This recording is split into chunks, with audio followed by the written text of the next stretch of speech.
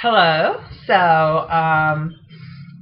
Days 8 and 9, which were the last 2 days of the hospital, days 4 and 5.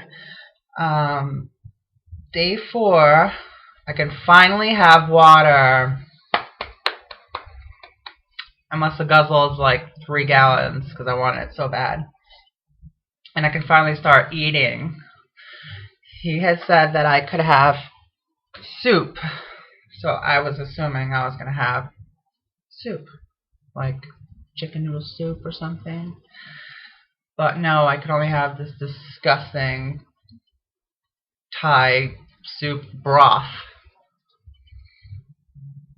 for the last 2 days as breakfast, lunch, and dinner. Disgusting. Made me gag. A doctor came in and removed all the packing, which I was like a huge fucking diaper that I wore. And all the packing inside, cleaned it all up, showed me it for the first time, and I was like, whoa. Whoa, just saw my vagina. So that was pretty cool. It was so swollen, but I was like shocked because I didn't see any scars, and I was expecting to see scars at least around or something. He said, no, I did everything from the inside pretty much, and the only scar you have is like that C-section scar from trying to get the intestine piece or whatever. And you might be able to see scars on the inside once it swells down, but probably not from the lips. The labia is covering it anyway, so that was pretty cool. I was trained how to use the catheter.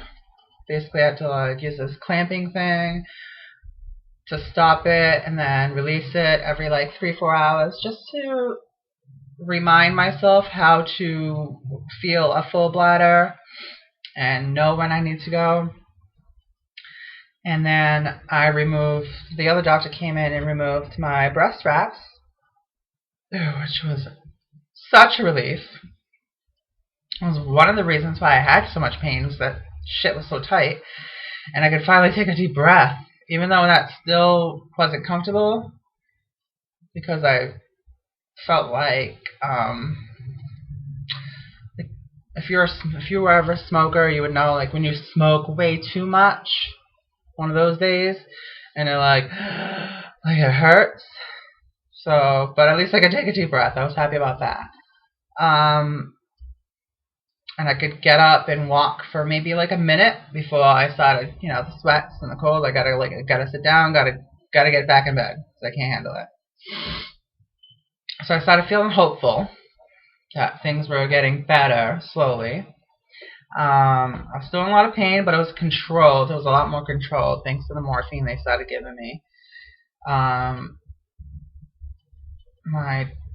tits were the worst pain, actually, because of the trying to get up out of bed on my own and use my arms, and the scars that I have for them are underneath my armpits. I don't know if you really want to see it, but you can barely see it already. It's right there. And I went under the muscles. So that's why, because my muscles are so tight. It's very swollen. There's still a lot of fluid in there. Oh yeah, I got the tubes removed, the draining tubes removed as well. So that gave me a little bit of relief. So that was day 4. Day 5, my last day, I removed the catheter, and I had to learn how to pee on my own and clean properly with the, medicated stuff and everything, and how to properly treat it. And I could walk around a lot more. I felt so much better in that way. I wasn't dizzy. I was, getting up, finally, putting my makeup on, doing something, packing, just little things. I would run back to the bed, take a little rest, and, continue. But I was much happier. And I was so ready to get out of that hospital. And I could finally get up by myself slowly, with less pain. Just sharp pains in some areas up here and a couple areas down there. depending on how I got up, but it eventually went away.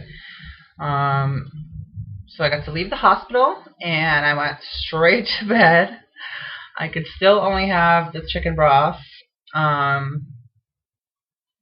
So I happened to, this hotel offered, I didn't know, free, not only free breakfast, but free supper, which is the reason why I came back. And they brought me up soup, which was disgusting. I almost gagged, but whatever. That's what I could have. That's what I needed in my stomach.